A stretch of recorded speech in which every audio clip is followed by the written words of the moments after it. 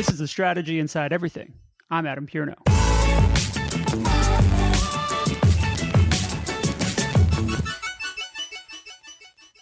All right, welcome back to another episode of the strategy inside everything. This is a exciting day for me. I am talking to a CEO, and that's exciting for me. Today's guest joins us. She was a strategist at one point in her career and has climbed the ranks to lead Omelette as the CEO. Welcome to the strategy inside everything. This is Thas Naseemuddeen. Thank you. Nice to be here. How are you today? I'm doing great. Sun shining. We can't complain. I know. It's nice. It's nice when we finally get to springtime. Did things slow down for you guys in summer, or is it just go, go, go? Summer is usually our busiest time. So this is sort of our little ramp up into what will hopefully be a really busy summer. Why is that? That's pretty unusual. Usually agencies tend to have that slow doldrums period as everybody goes on vacation. Not true for you? Not for us. It's actually interesting if you look at our business cycle and just sort of how things work, and maybe we're a little unusual like that, but our years tend to be a little quieter at the very, very beginning. Mm-hmm. So the Jan, Feb tends to be sort of our ramp up. And then, typically we're busiest in spring, summer. So, And then things sort of, it's our way. I love it. Before we get going on our conversation, I wonder if you could give people a sense of your background, just kind of high level overview of your career before you got to your current role. Absolutely. So I'm going to wind all the way back because everybody wants to go that far back. I would like to. I'm Canadian. So I grew up back in Calgary, Alberta. So grew up out there, came out to America for university, and spent kind of the first part of my life and career in San Diego. I kind of came into the career world, or my ambitions were really around AI. And this was now 20 years ago, back when that really wasn't a thing, but just the idea. So I actually started in cognitive psychology and cog science, but I ended up evolving that as my love for calculus started to wane as I was going through school, and decided to kind of lean more into the psychology side of things. So I was in developmental psychology, realized on graduation that being a preschool teacher was not going to be for me, learned some really important life lessons in that space, things I still use to this day, not that I work with preschoolers, but the psychology of learning and how we develop is one of those really critical things that I think I had early on. And then I ended up not really knowing what I was going to do. And so I ended up getting an MBA because I was like, good, something multidisciplinary. I have lots of doors I could potentially open. I was really interested in organizational design. So from there, I ended up getting an internship at an ad agency. And it was a small design / ad shop in San Diego. Yep. And at the end of our session, they're like, do you want to be a planner? And in truthfulness, I had just learned what a planner was by being at the agency. And I was like, this sounds like a great idea. I'm like, and it was at the beginning of a financial crisis. So I was like, I have a job. Yeah. This is amazing. I will do whatever is needed. If there's a mop needed, exactly. I've got it. I'm on this. Exactly. So we were just getting into that time. And again, I think I got into the industry at a really interesting time because things like digital was definitely all kind of coming into its own. Social was coming into its own. So I think as a strategist, it was a really interesting time to kind of be in communications and really thinking about the impact of digital and technology on how we communicate. Yeah. And that's really the lens that I had for the first few years of my career. And I think I continue to have that even as I sit in the position that I'm in now. And from there, I kind of went to a series of different agencies, kind of big ones and small ones. So Shia Day, and I was over at BBH, was like employee number 8 over there. And it was really fun being like the first of a big giant agency that I've admired for so long, but being able to kind of be a part of a startup. Yeah. And you opened the LA office, right?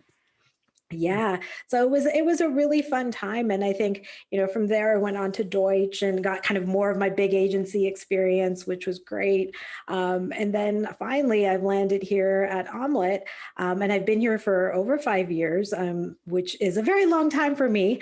So as one would see, if you look at my career path, I did jump around a lot. And honestly, like I remember I like talking about it because I think there's such a stigma that's attached to kind of moving around and being mobile, particularly as strategists. The reality is, I think we all have insatiable curiosity, and like that's Yeah. what you can, and sometimes you're just looking for that, and it's not necessarily that you're not committed to a thing, but the way that you kind of have to feed your strategic spirit is one that you have to be a little bit more transient.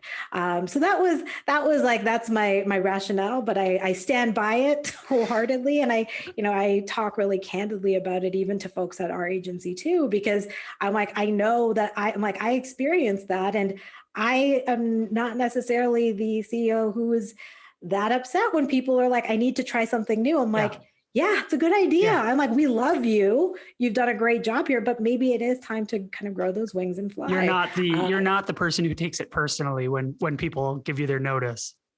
You can't unless you've done something wrong as an Yeah. organization, which also Sure. happens, and that's where I think you have to be really realistic about it. But for the most part, when folks are ready, I think you're ready, and and no one can tell you outside of the only person that really knows is Yeah. yourself. So I think it's a good philosophy that kind of again helped me, I think, shape my managerial prowess and kind of who I am today. And obviously, this translated into my roles at Omelette. So I started in as the chief strategy officer. I evolved into the role of the managing director and chief strategy officer. So my purview kind of expanded to our account management and brand management teams, as well as business development. And that naturally kind of forayed into in the next couple of years, the CEO role that I'm in right That's now. such an interesting path. When you were in that role as the dual roles of CSO and managing director, were you transitioning from active strategy work, client leadership, and into more and more management of the management director role, and that led you into the CEO role, or was there something more at work there? Truly, I think with our agency and given our size, we're about 60 people. There isn't. It's not the lines are much blurrier. So I think even as a chief strategy officer, you're already very involved in the business Right. itself. So the evolution wasn't as stark. So it really was.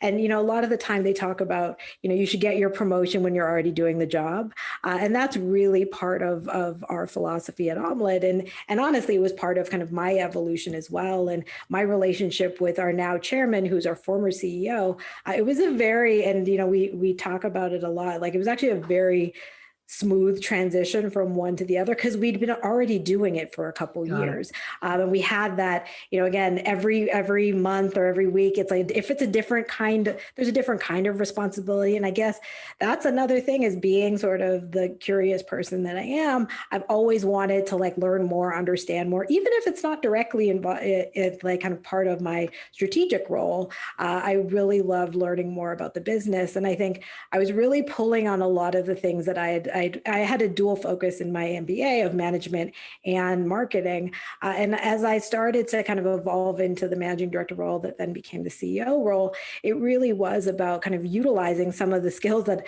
had really just sat dormant for, 15 years, and been like, oh, that's where I apply it. Like, it's great to know that works.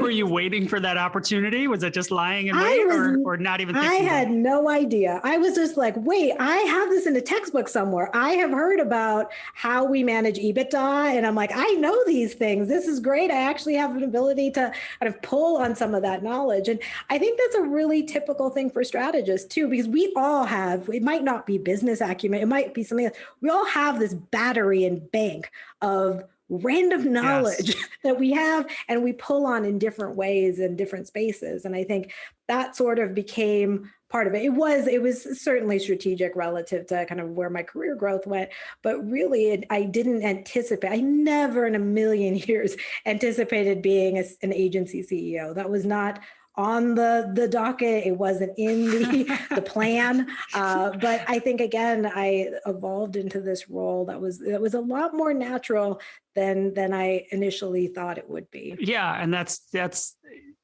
I guess you wouldn't have mapped it that way. CSO is probably the title that maybe if, I'll stay with it long enough to get to that role and then see what happens, but it's not always a direct transition to CEO from strategy role. No. And I think that the one thing that is interesting is that all of our skills as strategists really can be utilized. And if you're a certain kind of strategist, I'm not saying every single strategist is built to be kind of the business type of person or a business centric person, but I think that all of the things that we have as fundamentals. So just being able to strategize for brands and clients and being able to utilize those skills to help develop creative work. All of that is really useful when you think about running a business as well. It's like, I think of myself as, yes, I'm the CEO, but I'm really the strategist for the agency, and thinking about our business strategically, whether it's how we launch initiatives, whether it's how we're launching our own work, and really kind of putting that critical eye on our own brand and thinking about it through that lens versus just being kind of the typical CEO. Are there processes you used as a planner or, things, checklists that you worked your way through as you were problem solving when you were a planner that you still apply today, that you still realize you're following kind of the same program? Oh yeah. I mean, if you look at my agency, because I am quite diligent relative to making sure we have annual plans, we have annual strategies. If you look at that, they lay out almost identically to strategies that I've done my whole career. It just looks like it's just for our business versus, again, for our clients.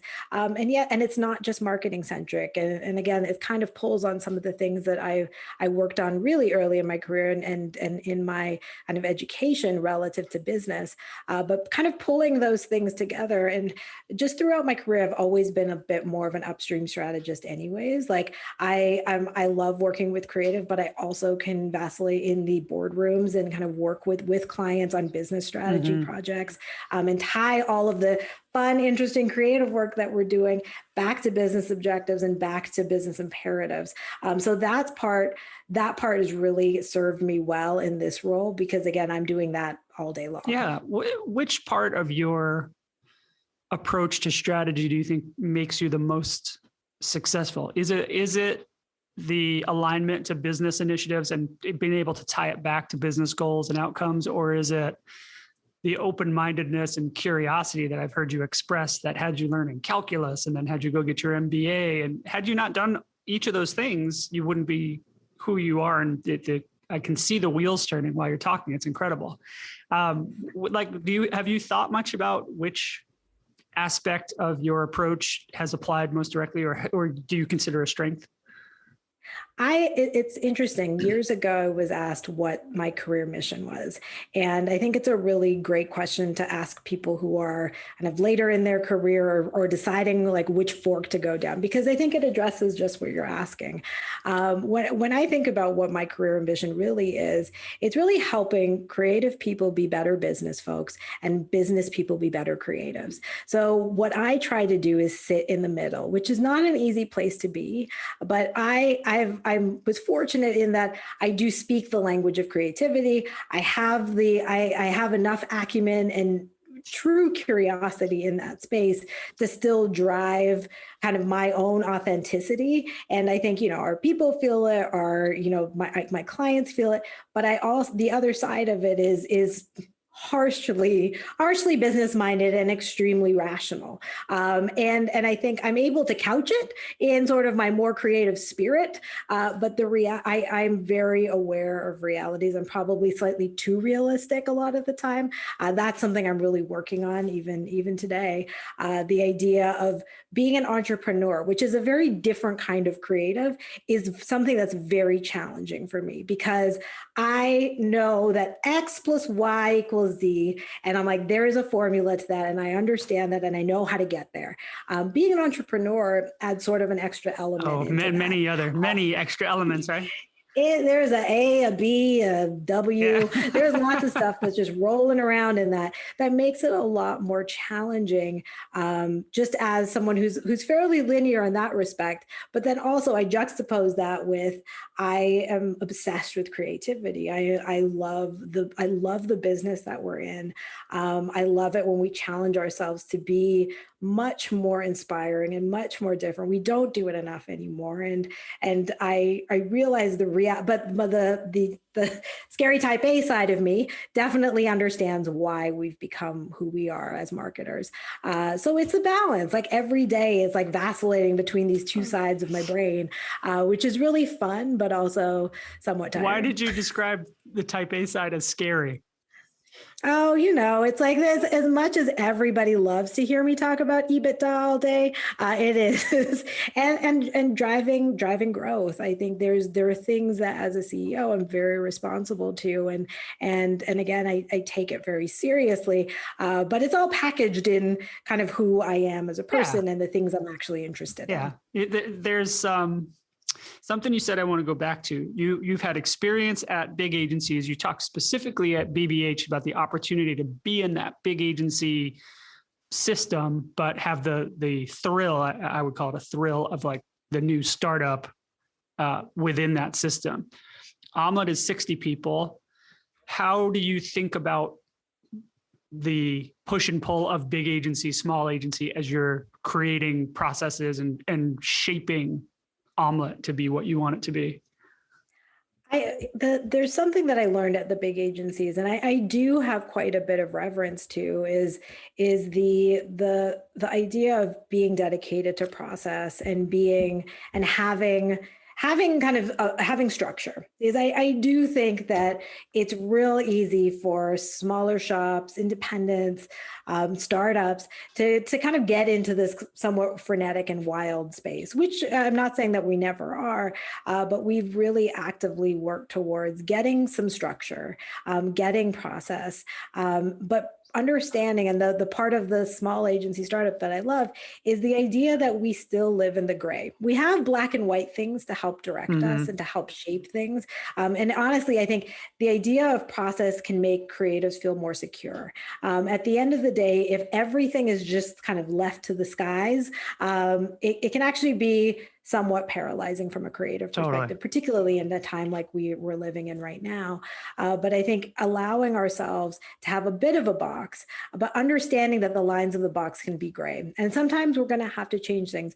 Again, this last year, 18 months has taught us nothing else is that we have to be able to change and shift and do it on a dime, and still come out the other end of it. Even if it goes horribly, take a lesson away from it. Take a lesson away from it and do it better the next time.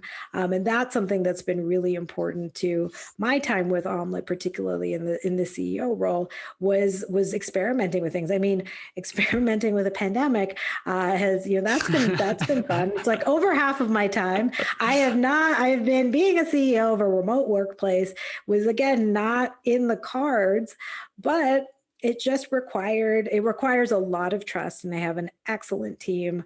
And I think there's huge amounts of trust within our leadership team. So that helps us a lot, but being able to just kind of ride what the next day brings you has been one of the greatest lessons I've ever learned in my career. Yeah, that's incredible. Your perspective coming from that collection of agencies from BBH and Deutsch during that time you were there, particularly, it was like on a killer run when you were there. It was amazing. Yeah. And BBH was so special. We had a creative leader there, Pella Chonel, who was so extraordinarily inspiring. And I think that I feel so fortunate to be able to have crossed paths with him, and to be able to get to know people in the capacity of 8 people. Yeah, it's a different relationship than knowing the ECD at a 200-person agency where they're kind of a person in meetings with you. Exactly. And I think that's a lesson that I learned. And that's something that I take with me in what I do today. I think it's so incredibly important for management and leadership to be accessible and to be, I mean, this world has challenged it like nothing else. But to be able to be like, that's what you really can get out of a smaller agency, is the access to folks who have been through it, who've done a lot of interesting things and kind of been through tough times as well, Mm-hmm. and be able to kind of learn from some of that is something that we can share that you don't always get at the 1,000-person shop. Oh, for sure. Early in your career, you did some pretty crazy and cool stuff. And what I wonder, I always look at leaders at any business, and I wonder how those early experiences shape the way they view the experiences they're making for their staff or their company when they get into that leadership role. Have you thought much about how you apply some of the early projects that you got to work on, some of the early brands that you got to work on, towards how you are building and designing the experience for employees at Omelette? For sure. I mean, I was really fortunate to work on some big pieces of work early in my career, and also understand, I think, just really getting my arms around the politics of big brands, and understand, because like there's great work that comes out and you're like, and everybody loves it for maybe 3 minutes and then it goes away, but that takes years to make. It takes years of research, it takes years of qual research, and all of those pieces. So it makes me appreciate that work and that kind of relationship even more.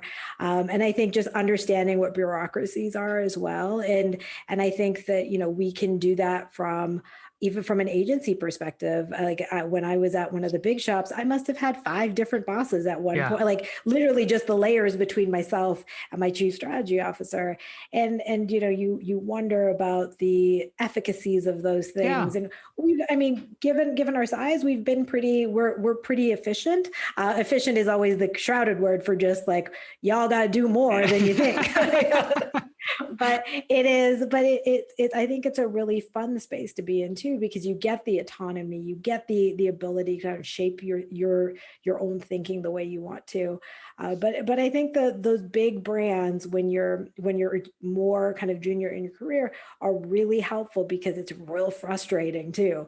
And you think that it's going to be a lot quicker and easier than it is.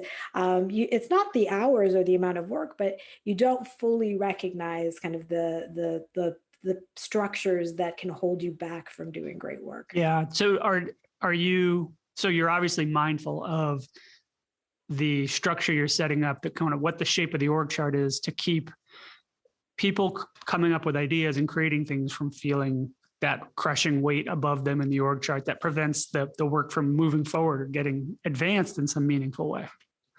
Yeah. And I also think it comes back to a little bit of the mission I was talking about earlier, is helping our creative people be better at business. And that includes the creatives and all the people who have, big C or little c creative in their titles.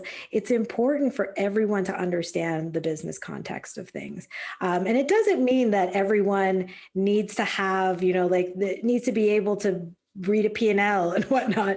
But it is important to understand and empathize with our clients about kind of what are the realities that they are working with.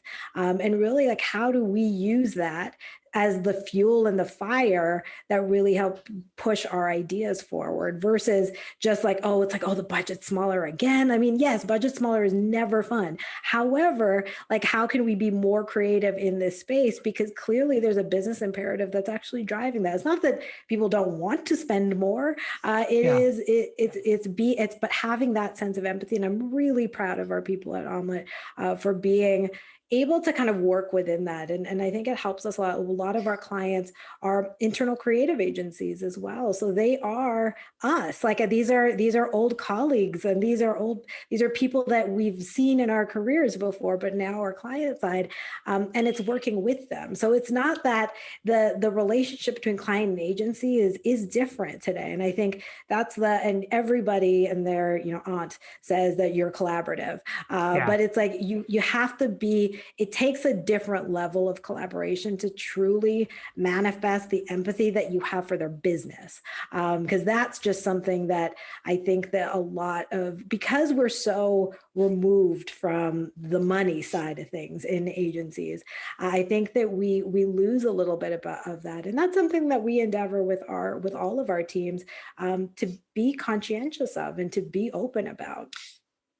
Yeah, not just disconnected from the money side of it, but disconnected from the organizational pressure that comes from at the client side, where it's hard for a creative team always to know, okay, I'm going to go show it to the client, and why did they kill it? Well, let me tell you about the 25 other meetings they had to have about not just the thing you're bringing, the website or the ad, but the product itself. They've had 15 meetings just about that changed the detail that you focused on as your key attribute in the spot. And so it's dead. Oh yeah. I mean, I've worked on apps and things like that we bring to clients, and we're like, gosh, this is the best thing you could possibly do. Why is this so hard? And, and then we learn about, actually the basket size is only 7 items. And if your ambition is to actually have 12 items, the whole site's going to crash and we're going to have a lot of problems. Like, those are just things that, particularly as you're maneuvering the digital space, you truly have to understand all of the business fundamentals that go into every idea you make, because if it wants to be a true utility, you have to work within the organization. Otherwise, it's just a piece of interesting Marcom. But if you want it to help be a business changer and a business mover, you've got to be able to get as much of the nitty gritty as possible. Yeah, you got to connect it all for them and make it make sense. Do you have training in place? You talked about making creative people better at business people better creative. Do you have training either way for either people in either capacity to expand on that? Yeah. So one of the things that we do, and it's a strange and fortunate thing we have, but our chairman he didn't come from advertising. So he comes from the finance world. And we hold several sessions a year where he helps lead kind of, again, essentially financial literacy, whether it's kind of personal finance things or just walking through agency P&Ls as well and talking about kind of what things mean. And that's something that we've done kind of between a formally and informally 60-person agency over the course of the last few years. But the other thing that we're really working towards is a more comprehensive L&D program this year. It's a really challenging thing to do. We're 100% self-funded independent. So every dollar we have in, it's careful management. It's do we need a person or do we need to do training? There aren't any, it's not, this is a zero-sum game because it's one thing of money and that's it. But L&D has been very much on our radar for a long time. And I think this year is really where we're trying to solidify some of that. We've done it in more informal ways or one-off ways, but really trying to institutionalize it more for the org has been one of our challenges, because again, clients are clients and you're at their roller coaster win some days, but it's something that's been really important to us to help with that, because I think as an industry, we don't do a great job of L&D. We try hard. I think we talk about it a lot. I do a lot of mentorship work. I work with MAPE. I work with the city as well, just particularly looking at new kinds of talent who are coming up in the industry. But it's really, really challenging to be able to create programs for the first time. And we just don't do that. And we wonder why our talent leaves us. I think we know we need to do it, but it's hard to actually, like you said, it's a zero-sum game. That budget has to come from somewhere. That time has to come from somewhere. If it comes from client work, then that's hours you're not billing. So yeah. And I mean, and there's every single thing I do, it's a calculation of some sort, because yes, you're losing client time, but you're probably also gaining skills that then will be used more efficiently or more effectively for client time in the future. So are you building for today or are you building for the future? And that's a really hard thing to balance, particularly when you're independent, because you are building the airplane whilst you're flying it. Like that is just every single day. And it's not for the faint of heart. No, and there's no holding company to go make a budget request for them. There's nope. You got to earn it to make it. Totally. What, if any, what advice do you have for strategists looking to get to a seat similar to yours? I think I guess one of the big things is don't work towards being a CEO.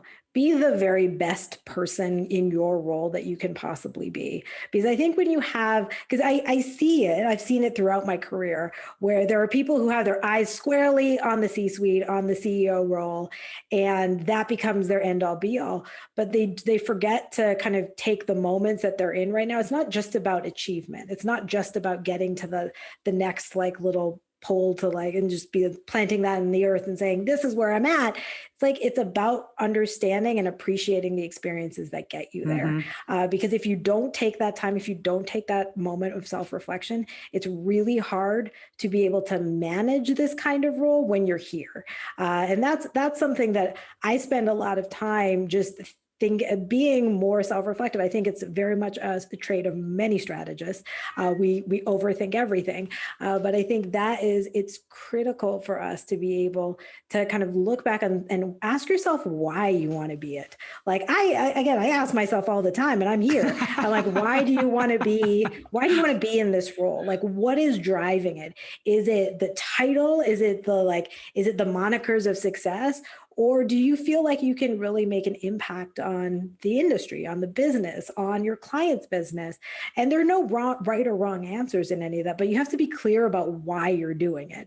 Otherwise, it's just, I feel like you could, because this role takes a lot. Like I don't mince words when I say like, it takes a lot of out of you emotionally. It takes a lot of you physically, just because it's like, it's not the best role for everyone. Some days I wonder about myself, but it's one that I take with great reverence, and I'm so appreciative of this. But it's hard, and I think it's hard, and I talk a lot about it being quite lonely, because it's not the kind of role where, particularly if you're a strategist and you love working with people, and that is what I still do. I rely so much on my teams, but there are moments that you as an individual have to make a decision, and that is your decision and your decision alone.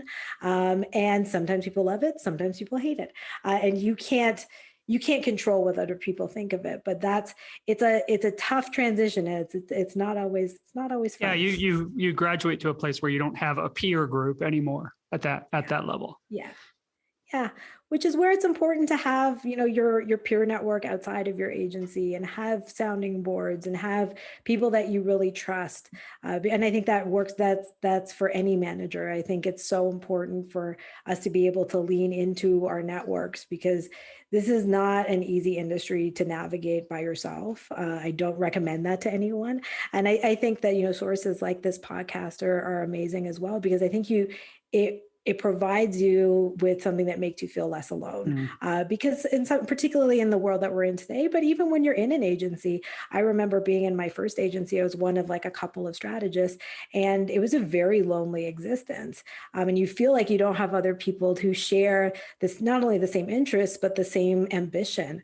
And I think it's important to feel support. You mentioned management early in our conversation, and you just brought it up again. And have you always been a natural manager? I can tell just from talking to you that your people who report to you must love you. Oh, that's very kind. I don't know if they'd all say that. I don't think they would say it all the time, but I can just tell from your manner that people probably do get a lot from working with you and for you. I appreciate that. I think a big part of it was I've been in a coaching role for most of my life. So I was a figure skating coach when I was 17 and I first moved to America.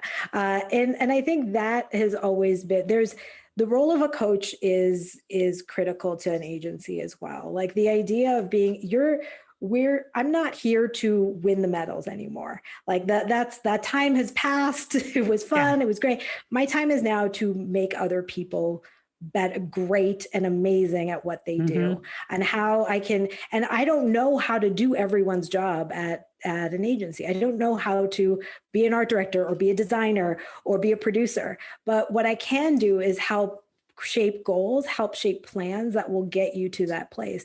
And so I think that the natural management side actually comes from the coaching, because it's all about incremental learning, and it's all about how that incremental learning can get you to specific goals, and knowing that to celebrate those little midpoints and where we can celebrate, and where you also have to have a little bit of tough love, because sometimes, again, if you're an ice skater, you're falling a lot, and you kind of have to keep going. And I think that's a very similar thing for the world we live in. That's so interesting. Thas, I want to thank you so much for making time. This has been so great getting to know you and hearing how you think. I feel like I could ask you a question and you would have a competent, enthusiastic answer for almost any subject I could throw at you. I appreciate that. I mean, you studied calculus. This is years of being a strategist. Yeah, it's like you could talk on any subject. I could just tell. I was watching you go, and I'm like, oh, where is this going to go now? I'm so excited to find out. I don't know either most of the time, but it is, again, I think these are all skills that we develop as strategists. Like, there is the ability to think on your feet and the ability to kind of relate back to the people that you're talking to, active listening. All of those things are skills as strategists that you take for any career path. You can be a CEO, you can be anything with those skills. So I'm always happy to have that as a background. Do you teach that thinking on your feet, or do you encourage strategists to figure out how to harness that and hone that skill? It's definitely something I encourage. It's not, and honestly, it's a very difficult thing to teach. I think it's a lot of it is trial by fire. I think you learn to do this by being put in the pit a few times, yes, and not doing it right, and actually coming up with the wrong answer, but doing it anyways. I think that's the part that, making sure that people have enough of those opportunities is what's important, which is where I'm also very excited to one day head back into an office and be able to actually do some of that stuff more real time, because the Zoom world doesn't facilitate it quite as well as real life does. I know. I'm also anxious to have much more face to face and share space around a table with people much more frequently than we're doing now. So Thas, where can people find you online? You can find me on Twitter. I am at Thas7. This is where I came into the internet probably 5 days too late. So THAZ7. And LinkedIn. Perfect. I will put links to both of those in the show notes. And thank you again. This was time well spent for me. I think people are going to love hearing from you. Oh, thank you so much for having me again, Adam. Awesome. Pleasure.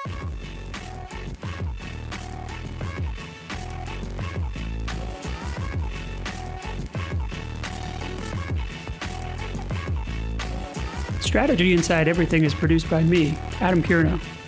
If you liked what you heard, please leave a review wherever you listen to your podcast. It really helps. If someone shared this with you and you're just not sure where you can find it, you can go to specific.substack.com and sign up there to get episodes before everybody else. For more information about me, Adam Pierno, you can go to adampierno.com. There's information about my books, my speaking, and my strategy work. Have an idea for a guest? Send it my way. Just go to adampierno.com and you'll find a form there that'll help you connect. Thanks for listening.